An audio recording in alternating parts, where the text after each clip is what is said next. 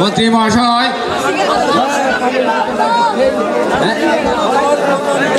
আমার কন্যা মীনা কুমারী এখন বিবাহ উপযুক্ত হয়েছে। তাকে দেখে শুনে কোথাও বিবাহ দেওয়া উচিত। এতে আপনার কি অভিমত? আপনি যখন সম্মত আছে তাহলে যে আমার অমতের কোনো কারণ নেই। শুনেছি বিজয়নগরের রাজারা নাকি একটি পুত্র সন্তান আছে। আছে বলে শুনেছি, তোমার বিবাহ করেছে তাও শুনেছি।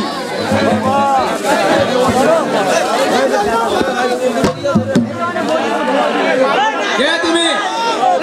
কোথাও বাড়ি? কি হাতে আগমন? কি চাও?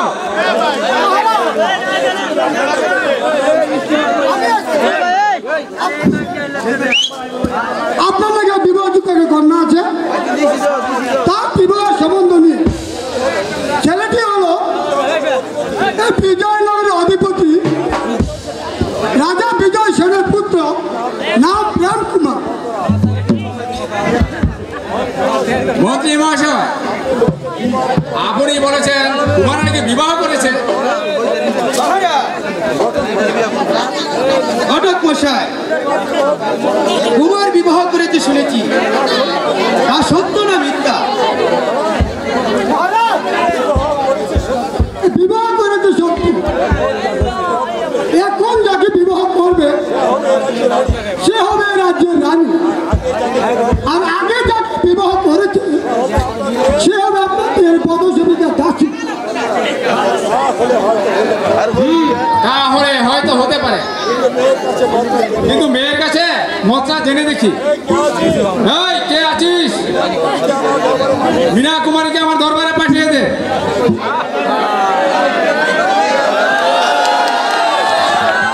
পিতা, আমাকে কেন স্মরণ করেছে? হ্যাঁ মা, এসেছো? হ্যাঁ পিতা। আমি তোমাকে একটি কথা বলবো। আমার কথা বলুন পিতা, কি বলতে চান? আমার কথা কি রাখবে মা?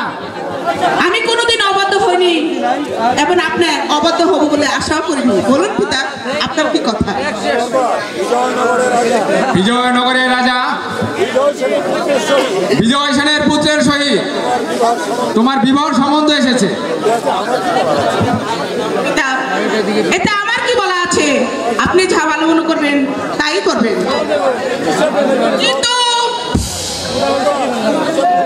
কিন্তু সে পূর্বে বিবাহ করেছে, এখন তোমাকে বিবাহ করে তোমাকে করবে রাজ্যের রানী, আর সে হবে তোমার পদসেবিকা দাসী। হতে পারে বিবাহ পিতা, যদি ওই রাজ্যখানা আমার নামে লিখে দেয় তাহলে এই বিয়েতে আমি সম্মত আছি। না ঠিক না।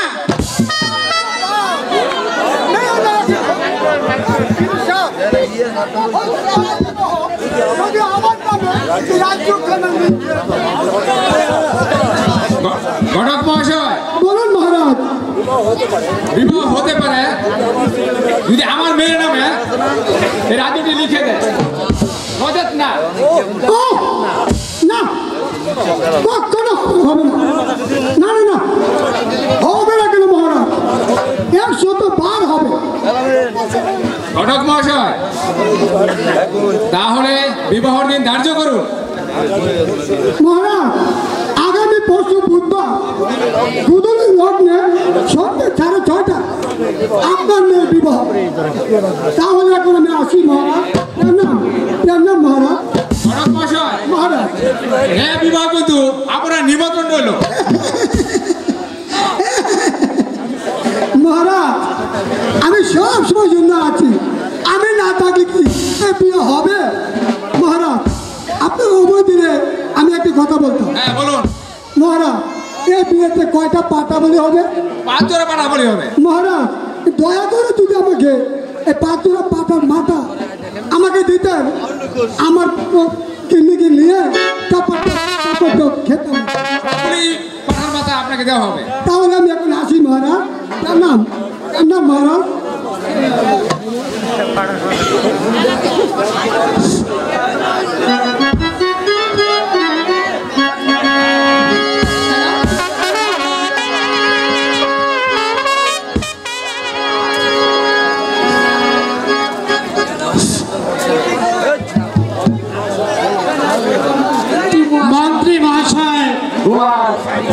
শর্মা মহাশয়কে পাঠানো হয়েছিল তর্করাজের মেয়ের বিবাহের জন্য, কিন্তু সে যে এখনো ফিরে এলো না, এর কারণ যে আমি কিছুই বুঝতে পারছি না।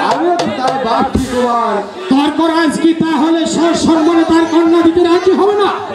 তর্করাজ যদি সসম্মানে তার কন্যা বিবাহ দিতে রাজি না হয়, তাহলে জোরপূর্বক তার কন্যাকে ছিনিয়ে নিয়ে আসবো। বিচ্ছিন্ন হবে না কুমার, ধৈর্য ধরো। নমস্কার মহারাজ, নমস্কার। কি ঘটক মশাই, যে কাজের জন্য তোমাকে পাঠানো হয়েছিল সে কাজের কি সংবাদ? মহাসংবাদ শুভ শুভ, কিন্তু কিন্তু কি ঘটক মশাই, তর্করাজ কি তার কন্যা বিবাহ দিবে না? দেবে মহারাজ।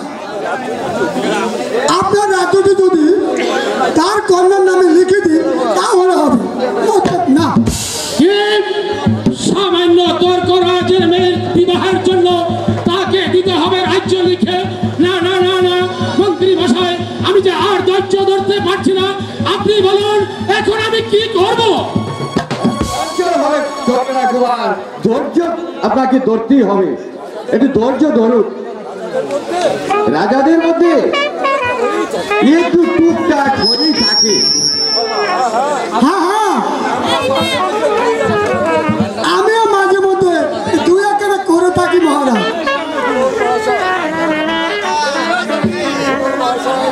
শোনুন মহাশয়, বিবাহের দিন তারিখ ধার্য করে এসেছেন? হ্যাঁ হ্যাঁ এসেছি। আগামী বুধবার গুদুলি লগ্নে সন্ধ্যে 6:30 আমরা বিয়ের বরযাত্রী সেজে চলে যাব। শর্মা মহাশয়, বলুন মহারাজ। এ বিবাহে আপনারও নিমন্ত্রণ রইল। আমি সব সময় জন্য আছি মহারাজ। আমি না থাকলে এই বিবাহটা শুভ হবে না। চলুন মহারাজ, বিয়েতে যেতে হবে। চলো চলুন মহারাজ, এখন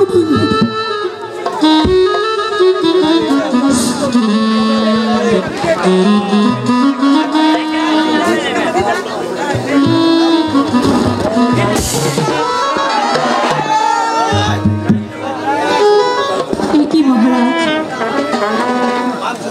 আপনি এই বর্ষে যে কোথায় চলেছেন মহারাজ? আলো, আমি এখন কোথায় চলেছি সে কথা তুমি শুনতে চেও না? সে কথা শুনলে যে তুমি সহ্য করতে পারবে না। কেন স্বামী, এমন কি কথা আমি সহ্য করতে পারবো না?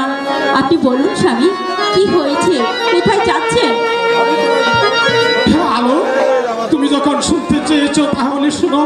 আমি প্রথম নবযৌবনে তোমাকে ভালোবেসে বিবাহ করেছি বলে রাজ্যের প্রজা সাধারণ আমার বিরুদ্ধে ষড়যন্ত্র করেছে। তারা বলাবলি করছেন আমার রাজ্যে থাকবে না, আমাকে রাজ করে দিবে না, এমনকি আমাকে রাজা বলেও স্বীকার করবে না।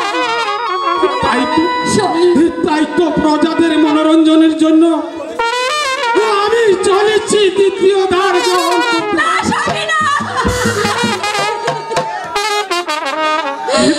বলিনি আলো, বলিনি আলো, বলিনি। এ কথা শুনলে তুমি সহ্য করতে পারবে না আলো। তুমি বিশ্বাস করো, আমি মন প্রাণ দিয়ে ভালোবেসে আমি তোমাকে বিবাহ করেছি।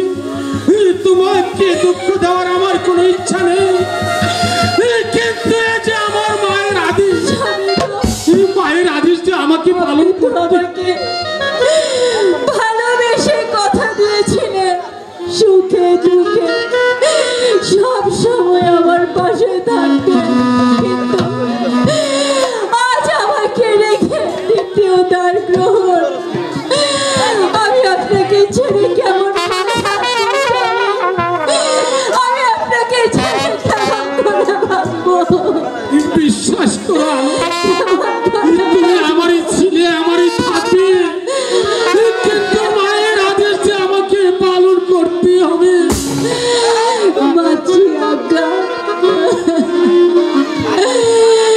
ঠিক আছে স্বামী, মাতৃ আজ্ঞা যখন পালন করতে হবে, তাহলে আমার নিজের হাতে আপনাকে আমি সাজিয়ে দেব স্বামী।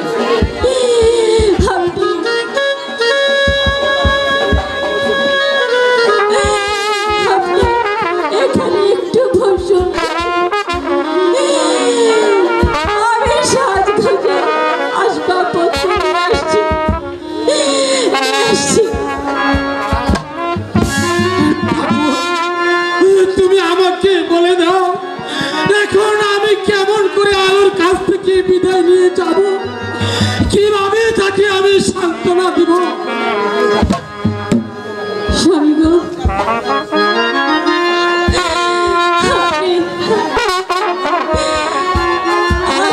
আমার কোনো কথাই শুনবেন না, মাতৃ আজ্ঞা পালন করতে হবে। তাহলে আমি আমার নিজের হাতে আপনাকে সাজিয়ে দিচ্ছি। ঠিক আছে আলো, তাই করো, তুমি তাই করো।